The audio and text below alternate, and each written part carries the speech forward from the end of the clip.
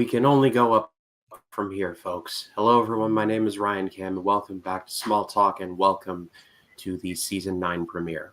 We all know why we're here. I've got my Spider-Man mug. I've got my Zod dog tag. Jacob Collins is here. Matt Wyatt is here. Guys, how you doing? I am fantastic. Hopefully, you know, this is a better season premiere for you than the season 8 was, because I know you were so vastly disappointed. Which we told you we were telling you for weeks, like the season 8 finale is terrible. Like we were telling you, like it is not good. Yeah, we said you're gonna hate it. You're gonna be pissed by the end of the episode. Yeah, y'all warned me, and you were underselling it. It was just it was pretty bad, but we can only move on from there and left things in a pretty bad place. But from what Jacob, you have been telling me off air, season 9 is a bit of an improvement. Oh yeah, it's a vast improvement. It's like everything that mistakes they've made in season 8, they fixed. These new two, Kelly Sanders and Brian Patterson are full showrunners for season 9 and 10, and they basically, because it's 4 showrunners for season 8. There's only 2, and I think they kind of realized I think they were probably the reason why season 8, the good stuff in season 8 versus the bad stuff, because I think the other 2 showrunners were like given the bad stuff in season 8, because they were literally, because it did feel like if I mean maybe Matt doesn't feel the same way, or maybe he does, but it feels like there was like 2 different ideas for showrunners. It felt like you had one showrunner with these ideas, and then other half of showrunners with these ideas, and they were trying to monster mash it into like a whole season of work. Like, and I feel like I brought that up before in the watch party when the finale. Like they had like literally 4 different storylines that were shoehorned into one season. Most of the stuff were bad. Well, which I would say the Brainiac stuff I liked the most, and I like Doomsday, but I just feel like it became an afterthought. But the whole Lex thing, that they resolved it very quickly because they couldn't figure out what to do with them. They know they can't get Michael Rosenbaum back, and they can't keep mentioning his name off screen, so they had to write him out of the show somehow. It wouldn't have been bad if they would just tease his bald head for like next season and say, "We'll resolve the storyline next season." And now for something completely different. He blows up in a truck from a teddy bear. Well, before we get into the episode proper, though, Collins thought it'd be a fun idea to talk about a little bit of movies first, and our 10 most anticipated movies of 2025. So let's have a little fun talking about that. And this is no like formal thing. This is not like I like this the most and then the others follow behind. I have a rough list. These guys actually did the work, and they actually have lists. Matt has a whole video on his channel. I believe it is linked in the description. If not, I will edit that in later. Note to self, edit that channel description in later. But I think we all can agree, like our most anticipated, let's just say the title 3, 2, 1, Superman. Like that's our number 1. Yeah. Like, we've been talking. Dude, we were constantly talking about that. That was our most anticipated film of 2025 for months and months, even before the trailer came out. Like we were kept on talking about James Gunn's Superman. If I was on Twitter, just saying how much I love, I'm pretty sure people would be spots would be spamming me going, "Riding James Gunn's dick, huh?" I'm like, I like the trailer. Everything I've seen so far, I've liked.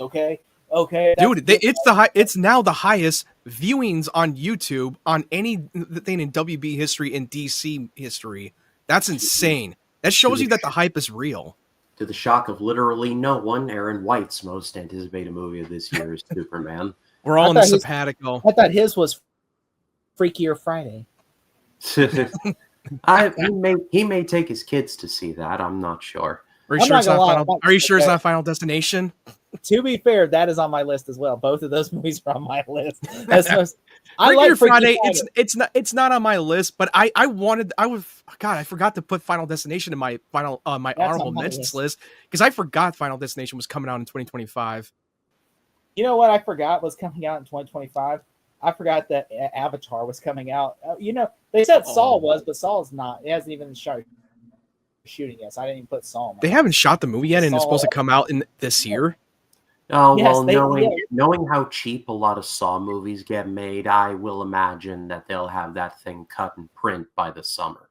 Yeah, that's fair. I mean, they shot like what Saw what was it the last Jigsaw shot like in Yeah, April, Saw and then X. it It came was out. Saw. The last one was Saw X, which was Yes, supposed to And be between the believe, first two movies. believe me when I say I'm not trying to dig on Saw. I I love the like the Saw Saw movies. franchise. Like 1 through 3 are awesome. 4 through 6 are okay, but not as awesome. They're enjoyable. Like final chapter gets dogged on quite a bit. The ending is awesome. Jigsaw's pretty mediocre. Uh, Spiral, I have flipped and flopped on so many I times. love Spiral so But much. here's what the problem is with these sequels, that with the big mistake was killing off Jigsaw so early. I think it was in the third movie that he got killed off. And then just a bunch of copycats and his followers were just following the Jigsaw legacy. That's all they've been doing. There's No, it there's was no this guy's new cousin Jigsaw. sister that's the Jigsaw killer because And this now guy's and now with Saw sister- X, because the Saw X that came out last year, they wanted to go back to things that actually worked in the first three, bringing back Jigsaw and go backwards. And I thought that was a smart move on their part. It's the Spaceballs joke. I'm your father's brother's cousin's former roommate. And what does that make us? Absolutely nothing. But another one, like just going back to Superman, just really quick before we move on. Marvel has 3 movies coming out this year: Thunderbolts, Fantastic Four, and Captain America: Brave New World.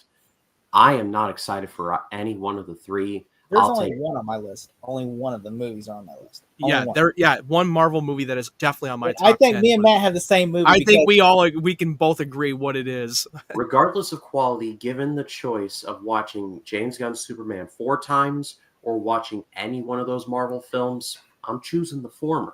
Look, I'm not listening. I know a lot of people online like, oh, this movie's had like terrible test screenings for Captain America. I'm not listening to any of that. The only thing that pissed me off. Did you know that they did the test? You know that they were doing rumors of test screenings for Superman too. One of them came out a negative and one of them a positive. It's like, do we really trust the test screenings anymore? Do we really give a shit? No. I mean, to be fair, like, look, to me, the test screens, like, remember they said in 2015 that the Batman versus Superman, Dawn of Justice got a standing ovation from the. It did.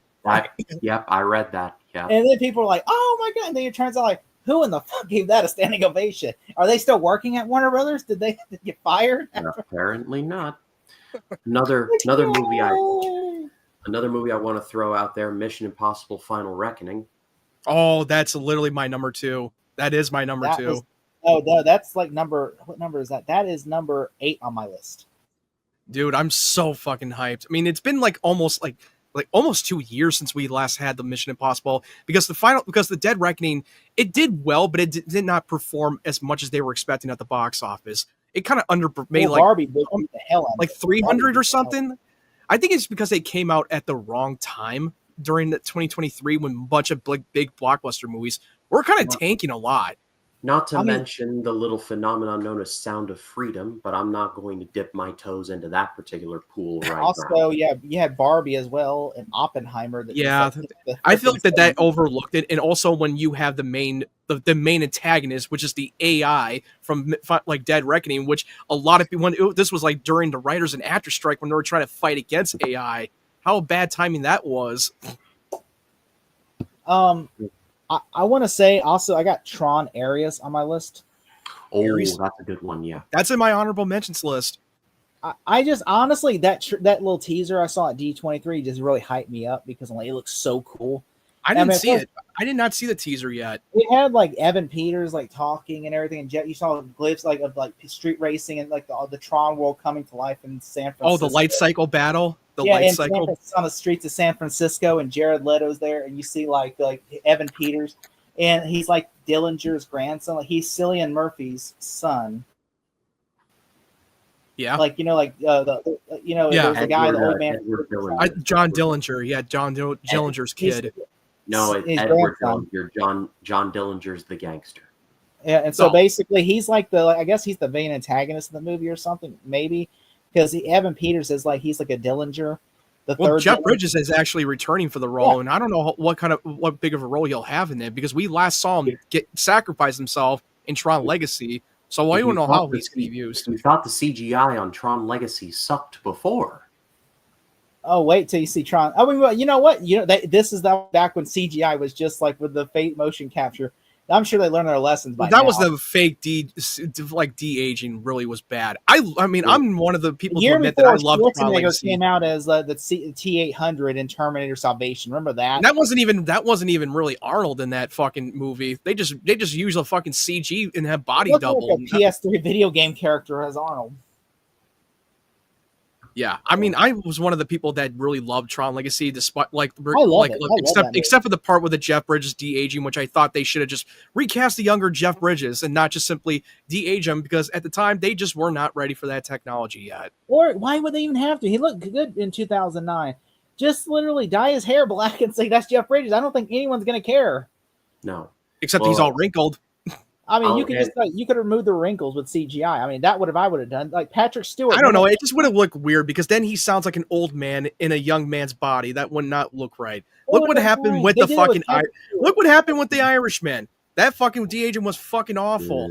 Yeah. Like, are you going to tell me right now that you were going to buy into that shit? No, they should have just recast someone who resembles him and someone who can play the kid younger, like Kevin Flynn. Jeff Bridges was like 50 at that time. Okay, that would have worked in 2009 compared to when you have an 80-year-old man playing it, like Harrison Ford in a young Indiana Jones. That right there is where I would not believe it. Okay, but like Harrison Ford, if they would have DH'd him in 2008, I would have probably believed that more. But Aaron White has put forward Happy Gilmore 2. I'm going to be watching it for MJF's appearance and literally nothing else. I'll watch it, but I'm not that hyped for Happy Gilmore 2. You got a director who did the murder mystery Netflix movie that got me a little nervous, especially when Adam Sandler in the recent years have been putting out nothing but just milking and stinker comedy movies. I'm not a hater on Adam Sandler. I just think his recent comedy movies that Netflix that they keep milking the shit in, that none of them are good. They're fucking awful. I will say one basketball movie he did. That was pretty good. I haven't seen that one. I still haven't seen really that good. film. It's like Rocky. It's really good. It's a serious movie. It's not a comedy though. I ask you all unironically and with an ounce of sarcasm, what could they possibly fix when the peak of movie dialogue begins and ends with, "Keep talking, buddy. I eat pieces of shit like you for breakfast." You eat pieces of shit for breakfast? No. Him eating shit in that movie. That's the only way that could ever make it funnier. You're never going to top some of the memorable jokes that you did in the original Happy Gilmore. There's no way that they're going to level that shit. Are we ready to read the list out? Because I got all right. Avatar for number 10. Oh. Well, one more I wanted to put forward. F1 from Joseph Kosinski and the screenwriter behind Top Gun Maverick. That's in my number 7 on the list. Okay. Yes, so it's on my honorable mention. The only reason I didn't put that was because there's 2 other movies that I really wanted to see more than that. Although that trailer looked amazing. Yeah, and I'm definitely gonna have to see it. It came out in July, and I also, because this movie does not come out until like the summer. And I kind of wish they had not put out the trailer so early, because months have gone past. People forgot that this movie was coming out. Nobody's talking about it. Like, it made me really, I'm like, honestly, the only reason I'm going to have to see it is because it's going to come out on Apple TV. It's never come to physical media because it's an Apple product. Yeah. And that right there is why I have to go see it in theaters, because you will never be able to watch it unless you have Apple TV Plus. I'm definitely watching this in IMAX for sure. Like, this was filmed for the majority of the stunt work in IMAX. Where it belongs. But, by the way, let's go to lists. Number 10, I have Avatar, Fire and Ash. I like the first 2 Avatars. The second one I really enjoyed more. Yeah. And I just really thought it was fun. I like playing the video game Avatar, the Frontiers of Pandora. And I'm a big Avatar fan, and I loved it. I loved it in 2009, the first one, and I like this one. And I remember everybody talking shit about like the second one's going to flop. Like, I know. I even brought that up in my video. That during the time when they were marketing Avatar: The Way of Water, I got into a big argument with my dad and my brother saying, no, it's not going to flop. I know you're not a fan of the franchise, but don't let your opinion. Your opinions are completely irrelevant. The hype is real, whether you like those movies or not. And they're like, no, it's going to flop. No one's going to see it. They took too long. Yeah, and now it's the 3rd highest grossing movie of fucking all time. So James Cameron really topped himself. You're just going to look stupid. He's like, good luck, Marvel. He's Like like, James Cameron's Like, suck it, Marvel. I'm just gonna leave that here while I piss off to the ocean again. And I'm totally with Jake on this. I mean, it's my number 3 in the spot for Avatar: Fire and Ash. I'm so hyped, and I know that this is definitely going to make another $1 or $2 billion again. Oh, yeah. Especially it's during the time when it's going to come out during the holiday season. And yeah, I can't wait to see the fire people that we will explore. Which I've heard that James Cameron said that the fire people is going to be the main villain in the movie. I can't wait. I really can't. I'm like, I would have put higher on my list, but I just feel like there's other movies that I'm more excited for. But I'm still going to watch this. Nothing wrong with that. Nothing wrong with I that. won't probably see it on opening weekend, but I will definitely watch it in theaters. And I saw the movie twice for the first one when it was re-released in theaters, and I believe I had that poster with me, but I can't remember. I don't know where I put it. But then, yeah, I saw it so countless times in theaters for The Way of Water because I thought it was such a far better than the first one. Yeah, I enjoyed that movie. I of course we already talked about this Tron Arius. I put that as number 9. We already talked about that. I'm looking forward to it. The reason I would put higher is because Daft Punk isn't doing the score. And it says 9 Inch Nails, and I like 9 Inch Nails, but I really like the Daft Punk. That to me would have made the movie perfect. Punk. I mean, can you imagine 9 Inch Nails playing the music for Tron? I'm wondering what it's going to sound like. I know, but that's the only reason why I was like, because I think that soundtrack was so perfect. And, I just feel like, it's not going to be the soundtrack is going to be different. But it's not going to be as special as it was from Tron Legacy because that was a peak music score. Number 8, I put Mission Impossible: The Final Reckoning. I like the last one. I loved all the Mission Impossibles. There's only like one movie I don't care for, and I know that's a hot take, but I don't like the first movie that much. I thought the first one was the rest okay. I liked, I enjoyed, but Mission Impossible 2, I thought it was my least favorite that I can skip over. It's like, let me just jump to the third. 3 is where it really found its footing. You can literally just skip the first 2 and just watch the third one and then start from there. I like, and which I really like this. I'm excited for this. The only reason I got these other movies is why I put it lower, but I'm still excited for it. Number 7 is a sequel to a movie that I'm sure a lot of y'all never either seen or probably have never watched or don't care for. I Know What You Did Last Summer too. Oh man. Yeah, there aren't. I didn't put that on my. It comes out the same weekend as Superman, by the way. I mean, it's hard for me to get hyped because I haven't seen much. I mean, I know they're in production right now, but I need to see a teaser trailer to really get me back on board. Is this supposed to be like a direct sequel to the original? Like 5, essentially, like where it's like it picks up. Like Jennifer Love Hewitt and Freddie Prinze Jr. are his legacy characters, and the focus on new kids. And the Fisherman is after new kids, and Jennifer Love Hewitt and Freddie Prinze Jr. They're basically like, here we've dealt with the Fisherman before, like Scream 5, essentially. Apparently, the Fisherman never dies. I'm not gonna lie. I hope it's a whodunit, because if I want it to be one of the group teenagers, that's the Fisherman. Because I remember me and Jacob Martin watched I Know What You Did Last Summer. Jacob Martin was so disappointed because he said, "I am mad because." He goes, I thought it was a whodunit because the writer of Scream, I thought it was a whodunit.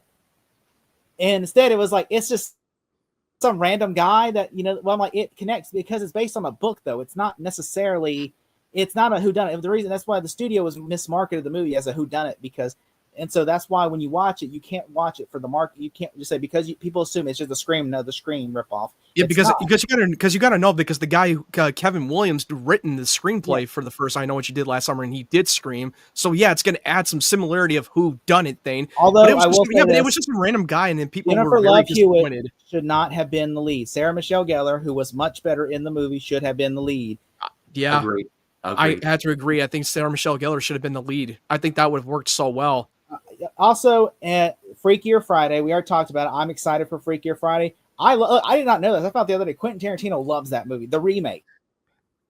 Oh, I love the remake. He said that. I'll even admit the remake was better than the other two. He said that movie is great. The third act with Jamie Lee Curtis. He said Jamie Lee Curtis is on there playing He said he was just sitting there. He's like this. Like he said, him and his kid the other day were watching it. Like, yeah, fucking rock off, Jamie Lee. Yeah, he's like, I'm like. He said he loves that movie. I'm like, I bet you Quentin Tarantino, when they found Freakier Friday, I was like, fuck yeah. Quentin Tarantino's like, fuck yeah. Quentin Tarantino is going to be there day one to watch that movie. He's like, he's going to have all day screenings at his theater, the New Beverly. Like, why is the Quentin Tarantino show on 26 so until Freakier Friday? But yeah, I'm really excited for that movie. Especially everybody's coming back except for 2 people: the brother, the younger brother, and the grandpa. Obviously, the grandpa, you know why? Because the grandpa was like 90 or 80 when they made the first one, so he passed away years ago. Makes Yeah. sense. It's been like over 20 years since And that. the brother, I last think he don't Party act movie. anymore. So, but everybody else is kind of like the friends are coming back. Chad Michael Murray's coming back. Mark Harmon's coming back. Even I'm like, Mark Harmon's coming back. I'm like, all right. The only thing I'm really bummed about is not the same director as the first movie. Yeah, that's what gets me a little bit nervous when they try to bring back a nostalgia. Like, I hope Disney. it's not a Hocus Pocus 2 situation. Yeah, that's what I'm worried about. I feel like this is going to be like another Hocus Pocus 2 situation. Oh, that's what please I'm don't get me scared. overexcited. I don't want to believe it. I don't want that to be true. I'm I do like hoping the idea. it'll be Like, good. okay, it's Lindsay Lohan and her daughter and the grandmother. So it's Jamie Lee Curtis, Lindsay Lohan, and Lindsay Lohan's daughter. They all three switch places. Well, that's no surprise that they're going to add the Lindsay Lohan's daughter because now she's all grown up. She's a grown adult. Okay, So of I'm course, excited for that. And also, Predator Badlands is number 5 because I liked Prey. Ooh. that's and I like that's in my Justice honorable League. mentions list. It's being directed by the same guy that did Prey, Dan Trachtenberg. So, Oh, yeah. okay. That's even more exciting that now I know that who's directing it. Yeah, and it's honestly it stars Dakota Fanning. Yeah, Not Dakota. no, not Dakota Fanning. But, Elle Fanning. It's Elle Fanning. His sister Ella There Fanning. you go. I'm excited. I'm excited for this because Prey was so good, so I can't wait to see what he does with this movie. And Yeah, he said even I've some heard- of the people, some of the friends of mine did not like Prey because it doesn't like it's not like the fucking original film. Of course, it's not. It's not. It's And a brand I've new heard- fucking thing. I've heard. I don't know if this is true or not. That the only thing is she's not the lead though. The Predator is the star of the movie, and that it'll be from his point of view. It'll be from his POV. That's an interesting new. That's something new that we haven't not experienced before. That That's we want what to I've focus heard, on that, that like, she's perspective. Sign Like me think of up. it like Dawn of the Planet of the Apes. How at the like the whole movie begins with Caesar and the humans come into the story. I think it'll be like that. It kind of feels. There's been a lot of speculations that Arnold's character is coming back for this movie, which I highly doubt it because I don't even think he would be even equipped to want to come back to the franchise again. Yeah. No offense to Arnold, but he's like almost in his 70s. Yeah, So, like, I don't know. No. I don't know if he I has. love that all the physical Predator ability movies, and I he's played the used to. video game Predator Hunting Grounds. I love that game. Oh I'm a yeah, huge I have the Predator game. I have that game. Predators. The only Predator movie I don't like is the second movie. Yeah, I even said that. I even told some of my friends to their faces that I thought Predator 2 sucked ass, and they love Predator 2 for some reason. And I like I'm the not Predator. even. Predator 2 is better than you remember. I like It the sucked. Predator It's over awful. Predator 2. The Predator made me No, laugh. it's not. It's better than Predator, or it's better than the Predator. No, the Yeah, Predator, I laughed my ass off in a theater. I was would never watch laughing my ass either of off. those two. I think either of those two are equally bad. I just I'm glad Predator, you, I was I'm laughing glad my you ass laughed. because I'm glad Predator you 2, laughed, there's so Collins. overly bad character There was writing, so many that jokes cheesy, in that campy movie. I'm like, I dialogue. did not expect to Even the laugh my ass dialogue was off. so full of ADR. Look, I'm glad you obviously laughed, because they were Collins. I gonna- almost cried. Look, I It's was like, lethal. this is It's a literally Predator. lethal weapon in the Predator world. Let's I go know, to the that's- LA. He cuts off a guy's hand. The Predator sticks the hand through the thing, and he's like, thumbs up, and he's like, okay. How stupid is this? But yeah, thank God we fixed that because the Prey came out because that would have been the last movie came out was the Predator. But yeah, I'm excited for this movie because Dan Trachtenberg, it's in good hands. I would have put it higher on my list, but these other 4 movies I thought were so much more excited for. Number 4 is Final Destination 6. Oh, Mhm. I forgot to put that on my honorable mentions list. I forgot to put that there. I heard like the rumor plot is supposed to be a giant skyscraper incident where they go to have dinner. Like they go to have dinner on a skyscraper, and then Dude, apparently, wouldn't that be cool? Wouldn't that be a cool twist that Devin Sawa was secretly filming this movie, and then the plot twist that Alex survived and he faked his own death to cheat death for so many years. I think that would be that. I think that they put out a teaser trailer, they could show you the reveal that Alex is returning to the franchise, and he's been secretly working on that film. That would be fucking awesome. That would definitely sell. That would get a lot more people who have loved the original Final Destination. Tony Todd said, I mean, they said this will be Tony Todd's last appearance in the movie. Will be in this Oh, movie. is it? Oh, did they filmed it before his death? Yeah, he filmed it for his death. They filmed really? this shit. Yeah, apparently the star of the movie is one of the boy from Chucky. Is like not the little from the TV show Chucky, like the Indian boy in the show Chucky. And on top of that is the Star Girl from the CW show Stargirl, Breck Bessinger. I know who you're talking about. And then on top of that, from what I heard, like apparently what happens is these people escape death, but years later their offsprings are deaths after them now. So instead of death going after the people that survived the incident, they're going after their agrees with me. Aaron agrees with me. So that's what the twist will be in Final Destination Bloodline. That's why it's called Bloodline, because Death's not going after the people. They're going after their bloodline for years later. To which I'm like, why wouldn't you just kill them now? Why would you? I know that doesn't really make any sense. 20 years. I hope 20 years later. I mean, but yeah, that is actually brings me up to the next movie I'm excited for. 28 years later. That's my hold on. That's in my number 10 spot. I just love the first two movies. The first one is so good. The second one is so good. I don't think even though Danny Boyle didn't direct the second one, but Alex Garland wrote the second one, and it's still a great movie. I will say Alex Garland came back, and Alex Garland is now back to writing the third movie. All three of these movies directed Civil War and Ex Machina. I'm just excited for this movie. I'm glad that Cillian Murphy's coming. He's not in the trailers, by the way. No, yeah, a lot of people thought that was him in the trailer. That dead zombie. It was some guy who was an artist, a body artist. Yeah, he said, they literally confirmed it. They debunked that fucking rumor. They're not showing Cillian Murphy in the trailer yet. Which I still have not watched the first two, but I'm planning on doing a double feature. Watch the first two. The first one is so good, man. I've heard it develop a lot of great following. It was during the time in the early days when studios were still working on using digital camera technology instead of shooting on 35 millimeter for when Danny Boyle filmed the first movie. And my number 2 is obviously Fantastic Four. Oh, that's in my number 5 spot. And yeah, but I'm just excited for that movie. I mean, we've already talked about. I'm really excited for this movie. I'm a big defender of the Tim Story films, but starring Jessica Alba and Chris Evans. I'm a big fan of the story, defender of those movies. I mean, me and you guys argued about how. Well, I will admit, I'm unapologetic that I actually like the 2005 version. I didn't like Rise of the Silver Surfer, but I was entertained by the 2005. I like Doctor Doom. Doctor Doom. I have a 12-inch Doctor Doom from that movie. But I will say that the director who's making this movie directed 9 episodes of WandaVision. He's the guy who gave us a Monarchs show, but that Legacy of Monsters on Apple TV, which I actually thought was far better than what we got in the movies from the Godzilla Kong universe. And he only directed 1 episode of The Boys, and he has a lot of, and 1 episode of Succession, which I think it's in good hands. And he directed Sunny in Philadelphia. Oh yeah.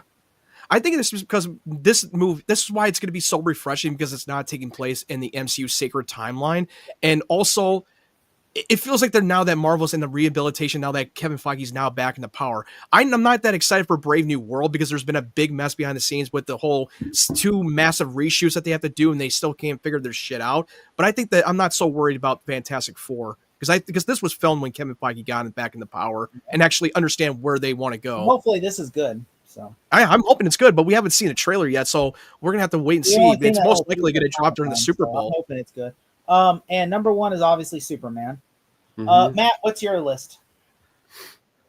Okay, for which number are we at? I can't remember. You can go start at number 10 and work your way down. Well, I already brought up that number 10, 28 Days Later, and number 5, The Fantastic Four. Number 1 is obviously Superman, like we talked about earlier. 3, Avatar, Fire and Ash. Number 2. The Final Reckoning. So the other ones that I did not mention on my list is number 9. I got Mickey 17 with Robert Pattinson and Bong Joon-ho, who directed Parasite.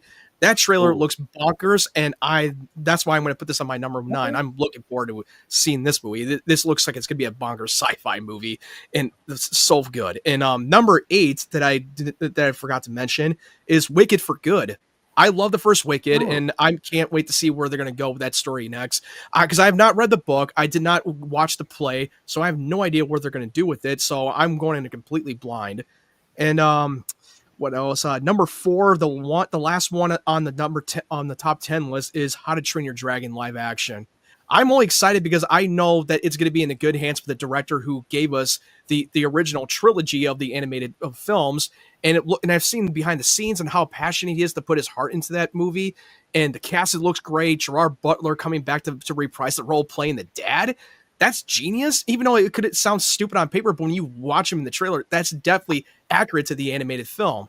And then seeing the Hiccup and Toothless in live action, doing that shot for shot from the original film, brought so much magic and wonder, and I felt it. The music score is so powerful. Sure, it could suck, and it can fall into that same down that rabbit hole like they did with the Disney live action films, but I have a feeling that DreamWorks are going to do a better job with this movie. That's just my opinion. At least you didn't put Lilo and Stitch, because I'm so scared for that one. I didn't even put it in my honorable mentions list for Either Lilo and it's going to be a Stitch. shot for shot, or it's going to be different, and it's going to piss people off. So either way, it's I know it's we can't have our cake and eat it too. All right, what's up with you, Ryan? What do you got?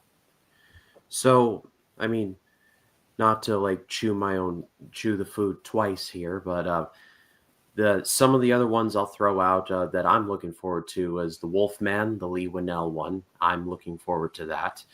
Hard Eyes, which is written by Christopher Landon, who wrote the Happy Death Day movies. I have a good feeling about that one. I love the Happy Death Day movies. I love them. I also am looking forward to, of all things, The Monkey, directed by Osgood Perkins, excuse me, and based on Stephen King's short story. I saw the trailer for that attached to Nosferatu, and I loved that to pieces. We're also allegedly getting Ballerina, which is the John Wick spinoff, and yep. I have doubts, but I'm going to give it a shot because the John Wick has yet to miss for me. Yeah, so because also they brought back Chris Stalinski, who directed the John Wick, to go back and do some of the additional photography for the action set pieces. Because when their original cut, they saw there was not enough action, and they didn't put John Wick in the movie, so they had to go and do some additional photography. Yeah. And let me see, because I have like a really rough list here. We're getting another Downton Abbey movie, which I'm probably the only one on this show that's looking forward to that. And I have never seen Downton Abbey. And Ryan, you are very much so. Downton Abbey 5, yeah. This time it's going to be even more Downton and more Abbey. I will be there day one. And we're also getting Elio from Pixar, which I saw the teaser for that, and I'm like, that looks intriguing enough to work. So here's to hoping for that one. And that's pretty much my list. Other ones you guys have covered, so we're pretty even Steven covering that one. But I passed off to all of you watching either the edited version of this or the live version now. Did we miss anything? Let us know. And Aaron throws out The Conjuring: Last Rites. That's going to be a no. That movie, okay? No. No. I've only seen the first one. The first two are good. The third one sucks dick. I heard it was sucked. I do plan on reviewing the Conjuring trilogy in the lead up to that, though. So that'll be a little later on. You're still better than that. Don't waste your time. That's a waste. That's like Joker Folia do wasting your time. Okay, come on, man. You're better than this, Ryan. Don't waste your time because you got two good movies and shit. But it's like, okay, then we got Conjuring, like the devil made me do it. So we got this movie. I was thinking of doing taking the TV as I was watching that movie. I was thinking of doing the entire Conjure-verse, which also includes 2 Annabelle movies. So don't Why are you trying to kill yourself, Ryan? I've never seen the Annabelle movies. There's only one good one. There's only one good Annabelle movie. Which Annabelle movie did you like? Which one? The second one, directed by David F. Sandberg. I've heard that Creation is the better movie. Yes, because David F. Sandberg had to direct horror. Oh, exactly. That makes sense. Well, also, have you seen the Curse of La Llorona? I watched that. The trailer was really creepy. I watched the movie, like, this is fucking boring. I'm like, it's not even creepy. Literally, there is a shot of there's a crazy woman from The Mummy, the one who plays a Nox in the Moon. And then I'm just like, what the hell's going on? I'm so confused. And then on top of that, you see La Llorona without the makeup on. She goes, ah! And I'm like, what the fuck is her laughing? This is the director of The Conjuring 3. And all the night shots are brightly lit, and then they rip off The Shining in the third act of The Conjuring, the devil movie. Like, literally, they rip off. He's even dressed like Jack Nicholson in The Shining. They do. They really do, though. He has an axe and everything, looking for his wife. Patrick Wilson's like, "Where are you?" And it's like, I'm like, oh my god, why your movie sucks that bad? You got to rip off The Shining. Well, on that pleasant note, we should get to what we came here. Let's watch a good show now, Smallville. Yeah. So if you guys are set up, or do you need to get set up? I'm set up, man. All right. Hang on. Just give me just one. All we got to do is just do the countdown and we're ready to go. I'm just so Just give me 1 second here. But while I am getting to I'm getting to. Okay, there we are. Before we start, though, if you like what you've seen here, subscribe, click the bell for notifications. We do deeply appreciate it very much. And yeah, without any further ado, let's get into it with the countdown. 5, 4, 3, 2, 1, play. There is no Clark Kent. I wear the symbol to remind myself that I have a different destiny.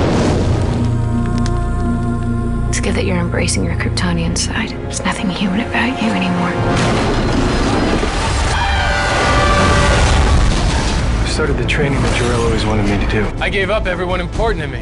And what part of that involves skulking around a phone booth looking for Lois? I know you're out there somewhere. I promise you can trust me. He's not a cop, he's a vigilante, and I'm gonna expose him. Look, I know who he is. His name is John Corbin. Who the hell are you? Kneel before Zod. Why are you risking your own life? Because it's the only chance I have to defeat you before you destroy our world. I will find the answers we are looking for, or I will die in the quest. Smallville. Season premiere on its new night, Friday, September 25th at 8, 7 Central.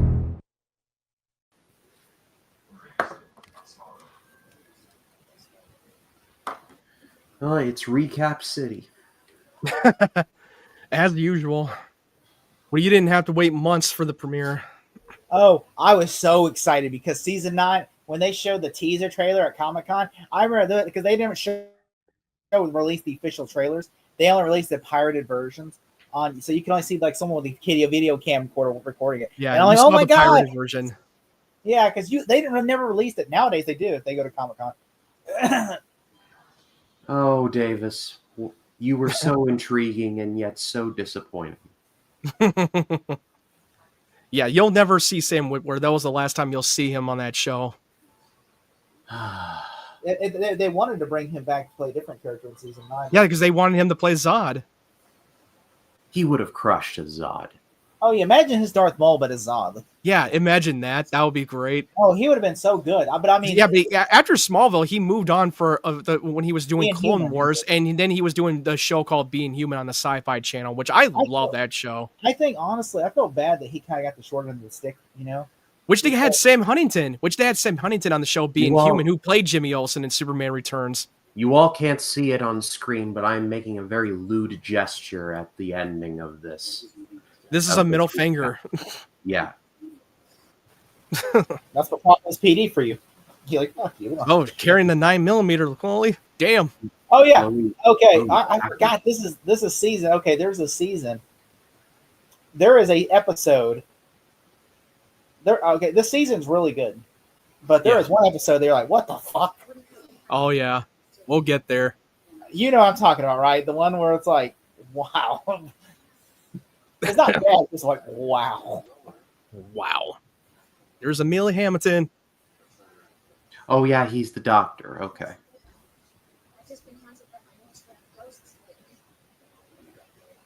You imagine? Yeah, Emil Hamilton does play a bigger role in the last 2 seasons. Well, Dr. Hamilton, they had a Dr. Hamilton, which that was meant to be originally when that was supposed to be Miles Dyson was originally meant to be their Hamilton, but then they kind of retconned like, well, he's not. He's Dr. Hamilton. Yeah, he's Dr. Which they had to get. Well, he was actually in Zack Snyder's Watchmen, and then he was in Man of Steel, which he was sharing the screen time with the other Emil Hamilton in Man of Steel, which I thought was pretty cool. Like, hey, I played him on Smallville, and then the other guy's like, I've never watched Smallville. I said, oh, okay. He's like, yeah, I'm here. I like this version of Emil Hamilton more. Oh yeah, he's a fun character, especially like he was way more of a fun character to watch. He was such a great addition.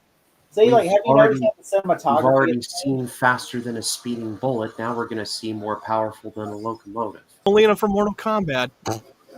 I was going to say the Winter Soldier, but that is even better.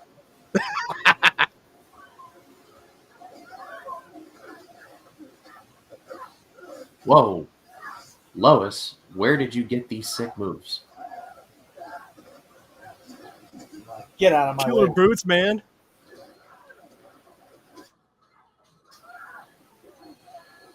It's like, oh my god, this is like Terminator. Everybody's just they're teleporting around. And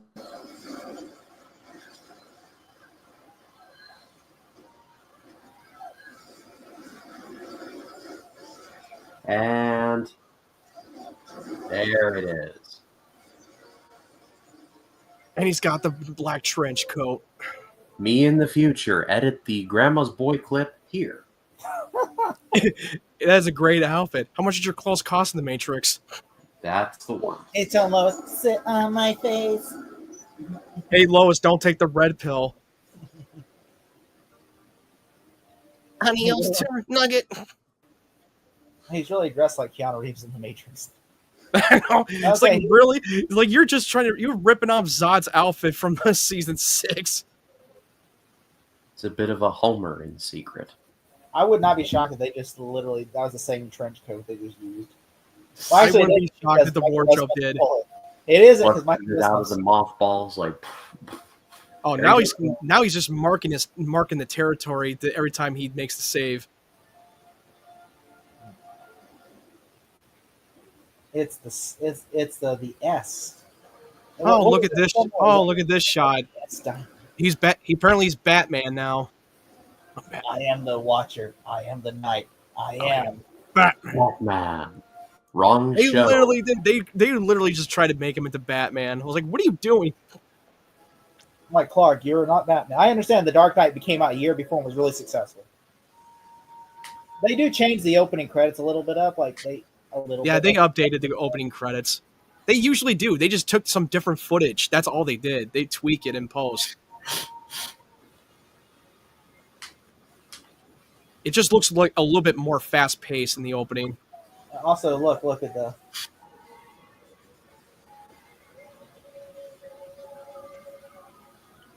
Callum Blue. Who is that? I don't know. I'm wondering who that can be. I love how Justin Hartley has like the shirtless pose of. He's always have a shirtless pose every time. Put a shirt on. It's like an obligation. Look, that's how it see. Yeah, because originally in this last seasons, like they always show him taking off flight in season 4 footage that they used. The only thing I felt a bit lazy was when they showed him doing this with the chest. I'm like, that's lazy. They've had that for 2 seasons in season 5 and 6. Like, Yeah. come on. Oh, looks like he's starting his Kryptonian training with Jarrell. They kind of use those visual effects shots when he was just like strung up in the field of the force field in the fortress in the beginning of season 5. I mean, but it still works.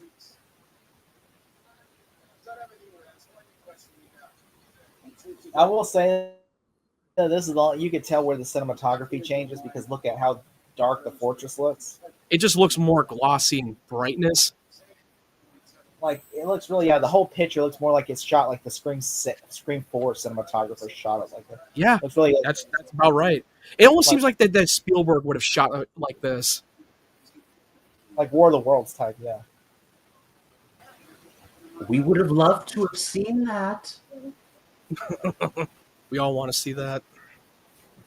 That would have gotten the last episode at least a star. Anything would have been better than what we got. At least it would have been something substantive. He got rammed. It would have been better if it was just them arguing over the subject. Davis rammed Jimmy Olsen to a pipe. And then Davis just basically fell on a slip and slide into a conveniently placed fork. He was like,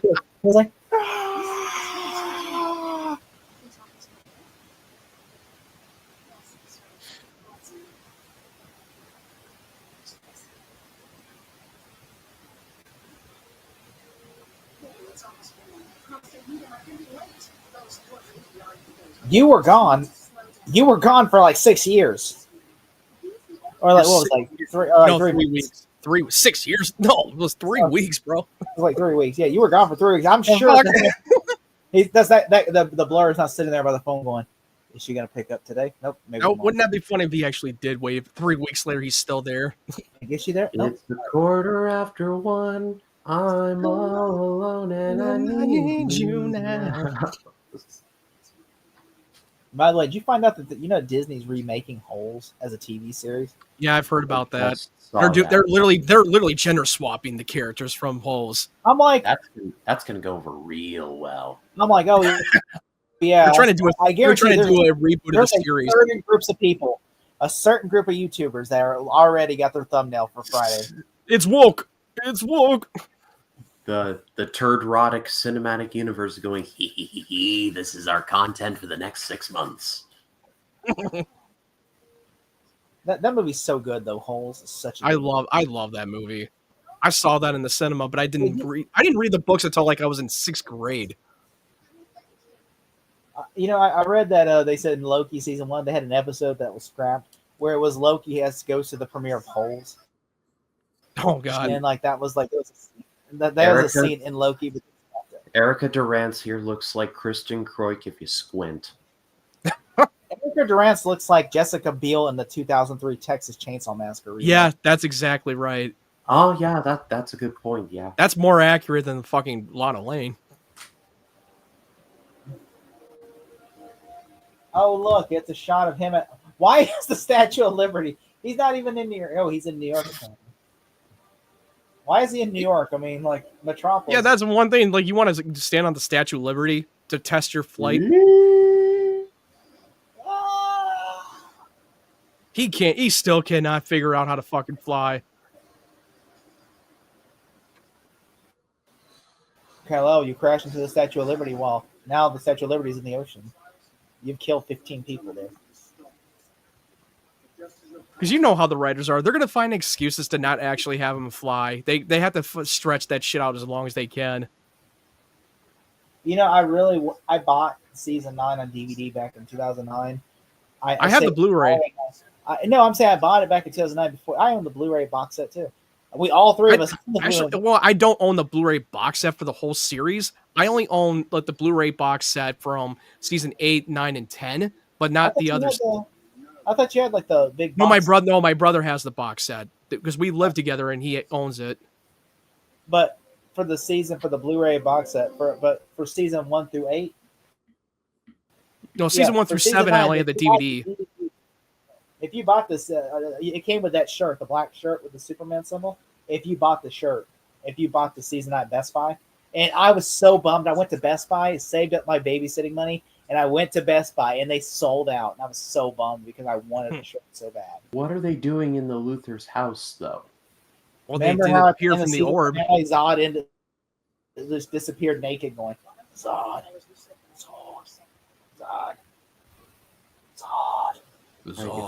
If no one else is gonna say this, I am. This looks like it's being filmed through a jar of piss. I was about to say the cinematography's weird this season. I don't understand why they chose this. The acting, though, I thought was pretty good. Oh, he said the thing. He said Neil. Neil before. He said the actual thing. Yeah, he said the thing. He's the season regular in this one that they show up in the opening really credits. Good. He is really good this season. He was the perfect choice to play Zod. He does strike the more of the resemblance of Terrence Stamp. He doesn't fully grow out the beard this season. I was waiting for him to grow out the beard. I was bummed that he didn't have a beard.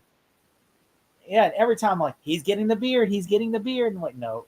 But there's a good reason why they're calling him Major Zod and not General Zod. So this I have several questions, starting with why is this not cordoned off by the police?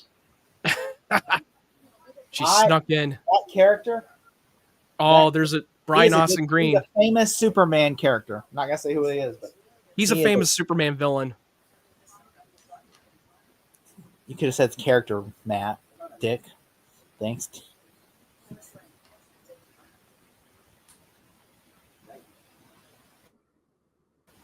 Brian Austin Green. 90210 boy. Yep, he's the 90210 boy. But I remember he was in the Terminator's Sarah Connor Chronicles, which I loved him in that show. That was before I saw him, before he did Smallville. Also, he was the one, he used to be Megan Fox's man before she dumped him for Machine Gun Kelly. Yep. Because she wanted to be relevant again. 90210 boy. He was the 90210 boy. He was the Beverly Hills 90210. Back in the original 90s show, not the modern one they did back in 2009. Coming soon to the channel, 90210. No.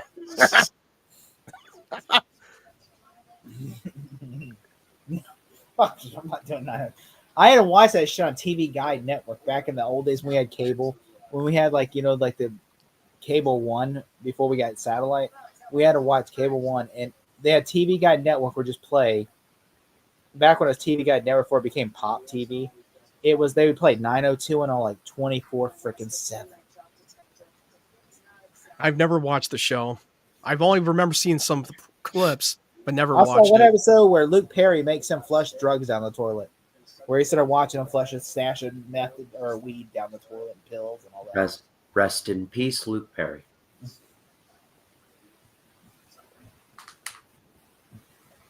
First of all, I'm like, I hate when people throw drugs in the toilet. I'm like, why don't you just throw it away? Why would you throw it in the toilet? Because literally, you're going to stop your toilet up, and then they're going to find drugs in your toilet. You think that's going to be a bigger problem? Like what you do, this is what you do. You piss on the bag of weed. You take the bag of weed, you piss all in it, and then you throw it in the trash. No. And that way he's Well, not going to it. I can't walk now. Thanks, Miss Lane. Like, I'm looking like, oh fuck, I can't walk. He just stands there. He got stomped in the fucking toe. Well, it's nice to know that this is in 2009 because I'm pretty sure I had that exact same phone. Not the orange case, but I'm pretty sure I had the BlackBerry phone. It's called a Pantech. Oh yeah, the Pans. Oh yeah, right. Also, I love how Zod is doing push-ups while reading something. That is multitasking right there. It just reminds me of the fucking Batman Begins when Bruce Wayne goes out of his bed and does his push-ups routine. There's a woman in his bed, by the way, what he's doing. He wakes up and there's a woman. Yeah, I know. I was like, I'm going to show off my push-ups while she's sleeping. Maybe she'll. And then when she wakes up, we're ready to go again. So apparently that Zod and his Kryptonians have no idea why their powers are gone. And they're starting trying to find the answers of why. Because they came from the orb.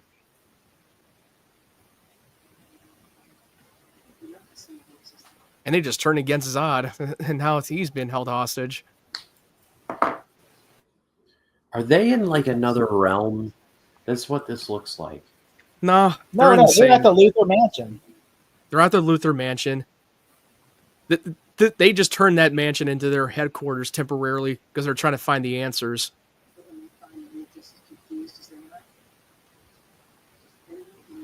This looks like that's a total burn. This looks like it's like the 4th or 5th season of 24. I still have not watched the 4th or 5th season yet. I still got to finish the season 3. And I like 24. I'm just being. I love that show. I think the show's I hate the cinematography for season 9 and 10. I hate the cinematography. Yeah, the cinematography for season 9 and 10 are not that good. But the story writing is great. But season 9, like they really made a vast improvement. I like how he says, "I never said they'd kill you." Well, no, they're not going to kill you. You're going to wish you were dead, but they're not going to kill you. They'll torture you. You can't sneak up on him. He's a fucking soldier. Zod's like, on the other hand, I'm going to hesitate. Yeah, because Zod, you don't play with Zod. October 31st. Thursday, October 31st. Clark's Journal. They says left bad taste in mouth from the heat vision. People in the streets that turn me into a nocturnal animal. I fed the dog today. One day they will look up and say, "Save us," and I will say, "No." I can't fight. Whisper, no.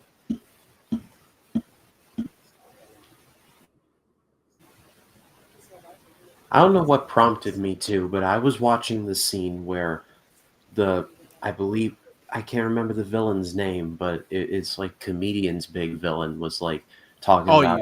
Are you talking about Moloch? Him, yeah, where his arch nemesis, where the comedian showed up and was like despondent, and the comedian was like, "It's all a joke," and like that whole thing. It's all a big fucking joke. I don't get it. It's a fucking joke, and I don't get it. But that was fucking war.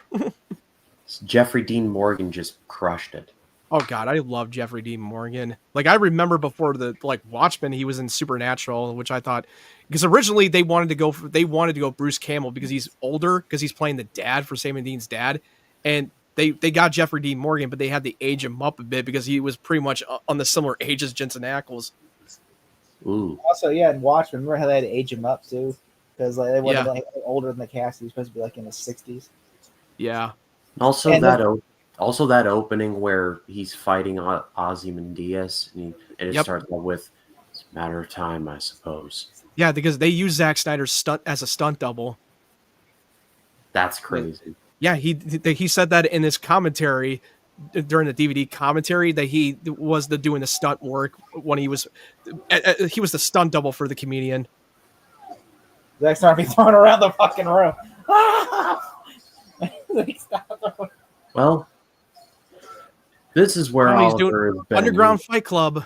Oliver's kind of like basically ever since killing Lex and everything, he sort of took a dark turn in his life. He doesn't. He took a dark turn because he was felt responsible for Jimmy's death. He wastes his money. That's all he does is drink and waste his money all day. Like he's literally felt responsible for Jimmy's death, and they took him off the fucking rails. Yeah, This is what happened. This is what happens when you watch Never Back Down once. Oliver just basically drinks and wastes money. He's basically what he used to be before he became the Green Arrow. Also, this is literally the same set where, like, the Kane episode. Oh yeah, the Kane episode. No, I disagree. I think that I've seen that episode a million times. That was in a circle. This is in a square, and there's also a window around. It's the same stage. This looks actually. This does look like. I'm sure they reused the set though or something.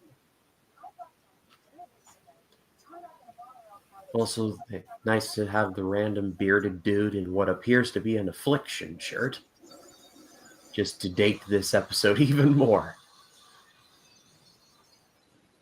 Look at that.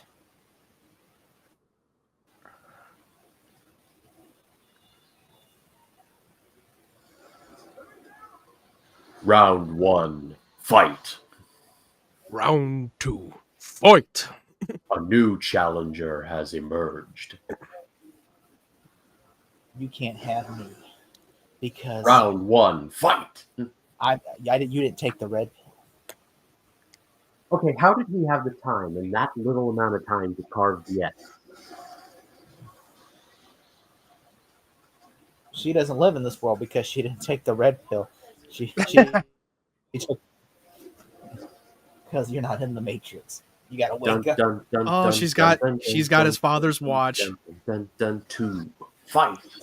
I gotta point out, he is Superman, and they're basically using weapons. Well, he's around blue kryptonite.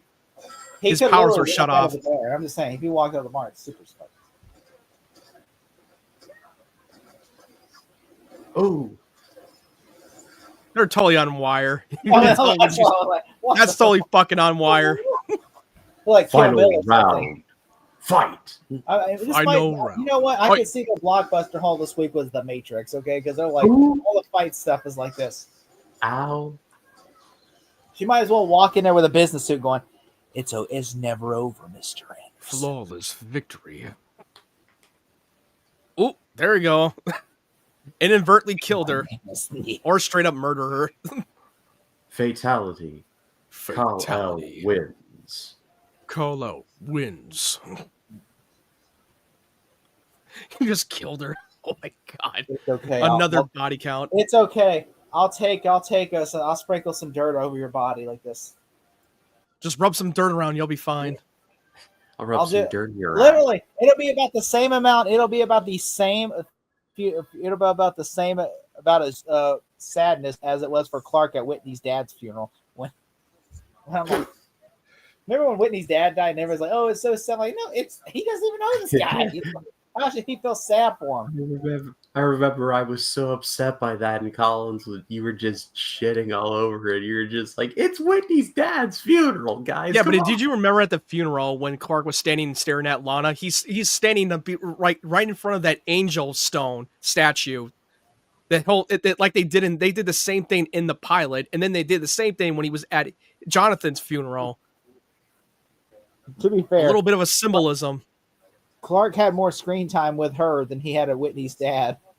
We barely knew Whitney's dad, and they trying to get us to care. I cared more about her than I did Whitney's dad because I know know because her. we didn't give a shit.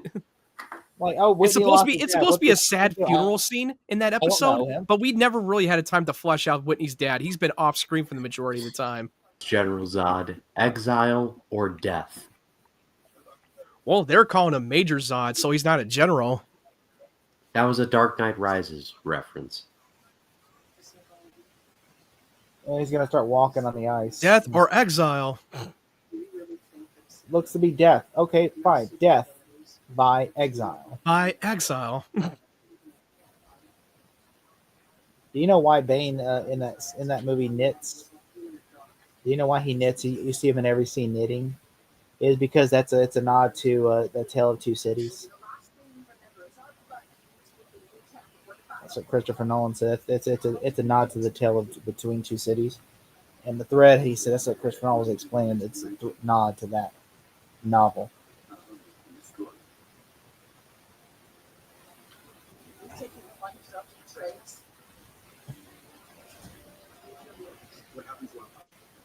Did you notice that the guy on the left is the same actor that played Lex's henchman in the Lexmas episode? Do you know which character he's supposed to play in this season? Who? The one, remember the black guy that was Zod's companion in season 5 episode? Yeah. He's supposed to be a younger version of that character. Really? Oh yeah, you're right. You're right about that. But they went and got the guy who played his henchman in season. Well, I think it might have been because the other guy was not available, and also because it was probably budget, and who also was in Canada and all that stuff, and so I'm sure he was shooting Heroes at the time. He was only in one. He was on like at least 2 seasons, and that was like long after that show was over at the time. They only did they were around like season 3. Oh, I mean, he could have been. He was doing something else. I don't know. All right, I like this guy already. So apparently the Kandorians don't have any memories of the destruction of Krypton, and neither is Zod. So this was probably when he was still young in a manger at the time. Look, and their DNA was taken during the Battle of Kandor. Is what Fiara just acknowledged. They're all kneeling like this. I like how they kneel. They're like, they just took a turn. I like this Zod already. Look. Oh, look at that. Look at this person. Who would that be? Oh.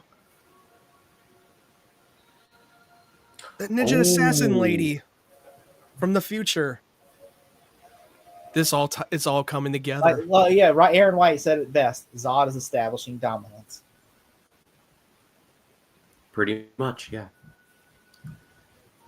Only the finest astroturf that money can buy.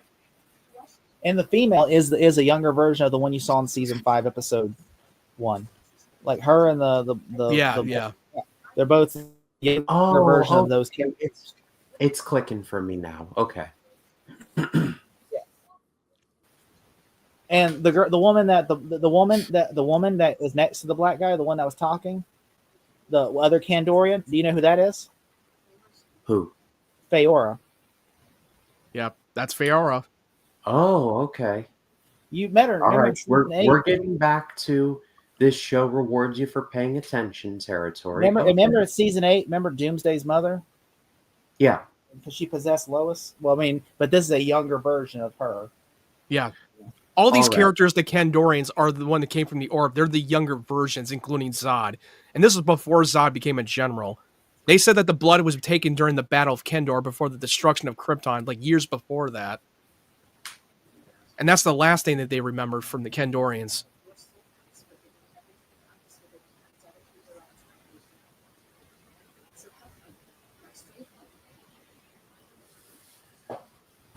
She's asking to save Jimmy to take the reign and go back in time.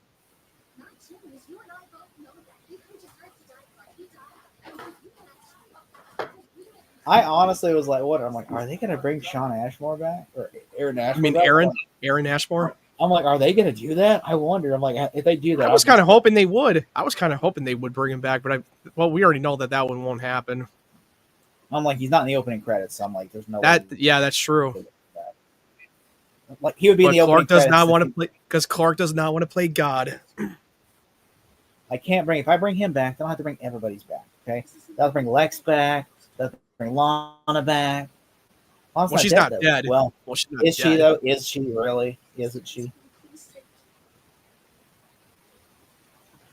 You could. Why don't you do this? Why don't you take Lana that's full of kryptonite, swap her out for the Lana that doesn't have kryptonite? Season 6 Lana or season 7 Lana. That wouldn't even. That didn't make any sense. You go back like 10. Go back 5 years when Lana was like dating Jensen Ackles and get that Lana. She'll be so confused, like, what happened? Where's Lex? Well, Lana, you gotta sit down. There's a lot I gotta explain to you. Okay. First off, hi. Secondly, let's not bury the lead. He says, "You look, man." He said, "Clark, why do you look 10 years older?" I'm like, "Well, I went 10 years back. I was supposed to. Also, you're not pregnant now. Well, but also Lex is a bastard. But you'll find all that stuff out later." It's like, oh I'm man, so confused. I was really out of it. Where have I been?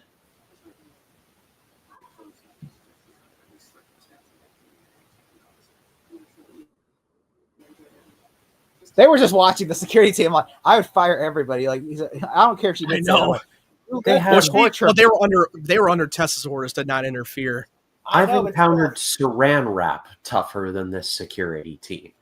This guy still has a job. I just want to point out, this guy still has a job. This guy must be like, this guy must have pictures of like Lex and her doing inappropriate stuff because there's no way. First of all, you're fired. They stole all her shit. So apparently, the Zod and the Kandorians don't have any powers when they came from the orb. They stole all her shit, by the way. I just want to point out. They did steal all of their shit or equipment. Desk. They stole like, all right, take. Well, she's got money. Well, she can afford more. She can buy more. What is this thing that you have to touch that types words? Can we sell it for money? It's like that scene in Thor. I need to sell this for substance. Don't you want money? Can I eat that? It's creepy. Like, he just has a look. You hear what he said his name was? He said, "I'm John Corbin." Yeah, he just name dropped. His name is John Corbin. Do you know who that is, that character? Somebody help me. I don't think he knows who that guy is. Who John Corbin is. Metallo? You want me to tell him?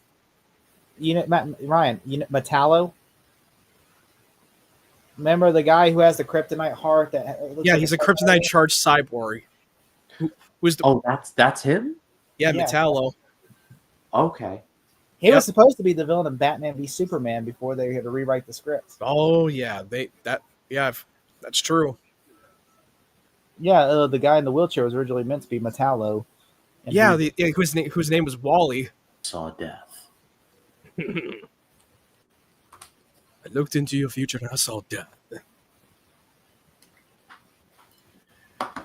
Okay.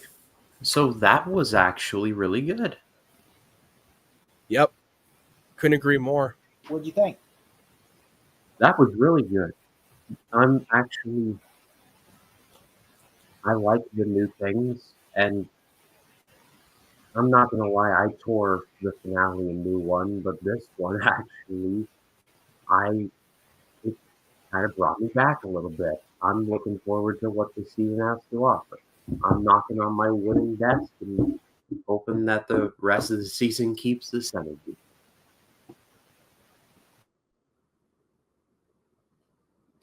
Yeah, I do agree.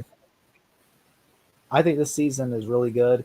I like that. By the way, I sent you a picture just now on your phone of what Metallo looks like. Not what he'll look like in the show. I'm saying, but like his comic look. Yeah, that's the one from Superman, the animated series. Yeah, I didn't want to send you what he'll look like on the show because I want to keep that a surprise. They also had Metallo in Superman, Batman, Public Enemies, the animated film. Which, yeah, he is a cool character. I really have always thought I cannot wait to see him. I keep hoping they use him because there are two villains I feel like that Superman needs to use this in the movies: Brainiac and Metallo, because Metallo is basically Superman. He literally is a human who literally can fight Superman. I'm like, imagine that would be such a cool villain. I wouldn't be surprised if we see Metallo in the DCU. He was supposed to be in Batman vs Superman, like the guy who gets crushed by the one in the wheelchair. Yeah, Wally. Yeah, the guy in the wheelchair. Wally. He was supposed to be John Corbin. Like they were supposed to make him Metallo, but then that's what David Goyer said. My original script, he was Metallo, but then what happened? But then we rewrite the script, and he was the one that was meant to kill Superman at the end. Yeah, that would have been much better than Doomsday, because I thought Doomsday too soon. Can you imagine though him fighting like? That would be awesome. To see like Metallo done right in live action, but I wouldn't be surprised if we see Metallo at some point in the DCU. I will say that probably would have got some cheapy. It probably would have been cheapy because it'd been like, imagine John Corbin, and he just gets like shoots out like a laser beam, like of a force field kryptonite. I mean, that would have probably been cheesy. Well, they did use John Corbin's Metallo in Supergirl season 2. Remember that? Oh, yeah. I honestly think this is a good. The guy Brian Austin Green's really good, and yeah, it only gets better. Aaron Wright's right; it only gets better. There is next week. We got 3 episodes. Episode 2 you're gonna love. Episode 3 you're gonna go, what the fuck? And then episode 4 you're gonna go, I cannot wait to see what happens. I think you're gonna like the next 3 episodes. Only thing is not episode 2, but the second episode you're gonna watch next week, which is the 3rd episode.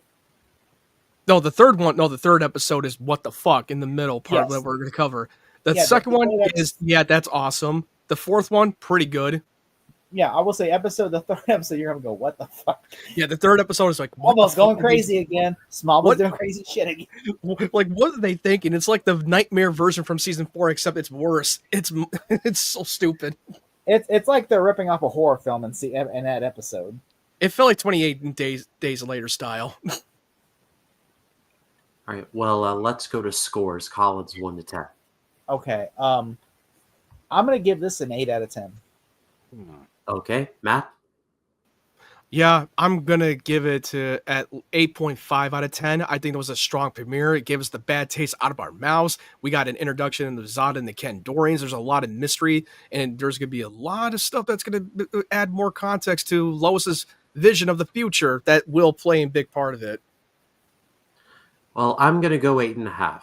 Like, I really enjoyed this, and it kind of like all I needed was just to be enjoyable. And it would have easily been like, okay, we're back. But this is officially like we're back. Like, we're back to our regularly scheduled Smallville now. Like, I really liked this. I enjoyed this more than I was expecting. Yeah, you will see a little bit more context from Lois's future more. And I thought that they did not disappoint when they do.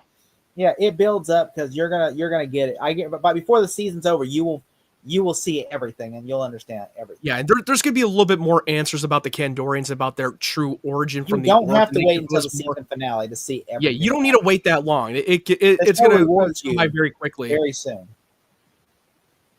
Which I thought the flashbacks was one of my favorite episodes. The flashbacks are so good. They were amazing. Like, that was so dark. I know I can't talk about it, but I want to so badly. Oh no, it's very, very fucked up what happens. Something tells me we will get to that very shortly. Oh, we will. Very quickly, more than you think. What do you think is going to happen? What do you think is going to happen in the future episodes? Is your predictions right now? Well, I don't know. I mean, I hope we get more context to Lois's visions. I would love to see that.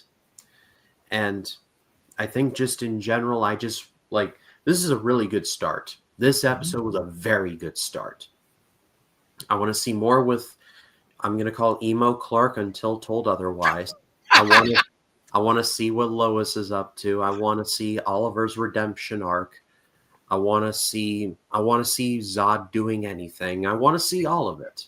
Mm-hmm. I'm here for the ride, and I'm looking forward. Zod's writing a memoir about his. Oh my god! I just read this book. Oh my god. Yeah, I think the casting choice for Chameleon Blue playing Zod was a perfect choice. Tried to coming off the more of the reminiscent of the performance what He Terrence was in the Stamp did Princess Superman Diaries too. 1. I did not notice that he was in the Princess Diaries too as Anne Hathaway's. Oh, I don't remember much from the second one, so it's been a long time since I watched that film. He was supposed to get with him. Instead, she gets with Chris Pine. Oh, right. She was the guy he was meant to get with, but she gets with Chris Pine instead. Yeah, as I brought this up earlier, and he became Zod. When I brought this up early in the episode, that now we know that the Kandorians that came from the orb from him and the Zod, because Fiora acknowledges that they drew their DNA from the orb by the moment they were in the Battle of Kandorian, a city. They were still in the middle of a war, and this was years long before the Krypton's destruction. So they have no idea that Krypton has been destroyed, and they can only suspect that that's the reason. Zod doesn't know that he even did it. Zod doesn't even know he did it. He had no clue. He's in the dark because he was not the one calling out the test from the orb when they first appeared. This is kind of like this Zod. It's kind of like how how in season 1 of Smallville. This is major. This is Major Zod before he became a general. That you know him now. This season is kind of like how they kind of do the Lex and Clark with Clark and Zod. Oh yeah, they do. Zod. Clark is trying to save Zod, like how he tried to save Lex. He's trying to stop Zod. They're going to try to play off the whole reminiscent of relationship between Zod and Clark, kind of like the same thing they did with Lex Luthor in the show. They're kind of Zod is basically like it kind of does that where Zod is like, is Zod going to become like the monster we all know, General Zod, or is he going to be redeemed by Clark? And that's the only question. That they're playing off the suspense. They're playing the suspense that what if he gets redeemed, or what will he not be redeemed? Well, in that regard, I think we can sign off. But what did you all think of the episode? Let us know in the comments. We'd love to read what you have to say. If you're watching the edited version, comment off. We'd love to hear what you have to say. I'm greatly looking forward to this season. I hope it doesn't let me down. But for Matt Wyatt, for Jacob Collins, I consider it a privilege every week to do this show with you guys. Collins, what do you got coming up? Well, I got Batman Terry this week, and we posted that last week, but unfortunately, Jacob Martin had to shuffle some stuff, and I also got sick with I got a bad cold, and so and now I'm over recovering. I'm glad we did this tonight because if we had done this like last night or night before, I would have been like, I can't, I'm dead, But yeah, I'm so glad that we did this. I got a movie review coming up. I think it's either going to be Borderlands or I want to do Nosferatu. I haven't seen the new one yet, but I know I've been hearing great things about Nosferatu. And so I'm eventually gonna say I just watched the Werner Herzog one, which I loved. And so I just watched. I dropped a review last week for the Crow remake. Ugh.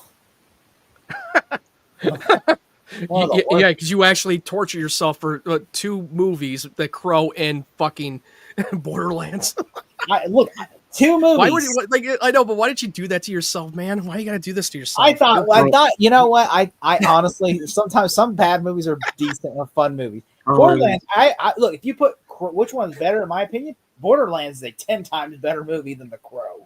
Really? But Borderlands, it's just a shitty version of Guardians of the Galaxy. It's just a shitty version. It's true. Everybody can agree on that.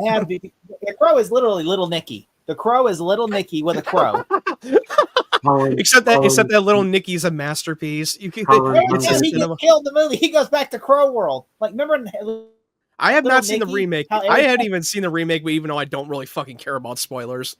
I'm going to be sending you a YouTube video about time management. I suggest you watch it. But no, remember in Little Nicky though, how he gets hit by a bus and he goes back to hell every time Adam Sandler gets killed. He goes back to hell. And like, remember, there's a guy playing with like the tits, with the monster and everything. Yeah.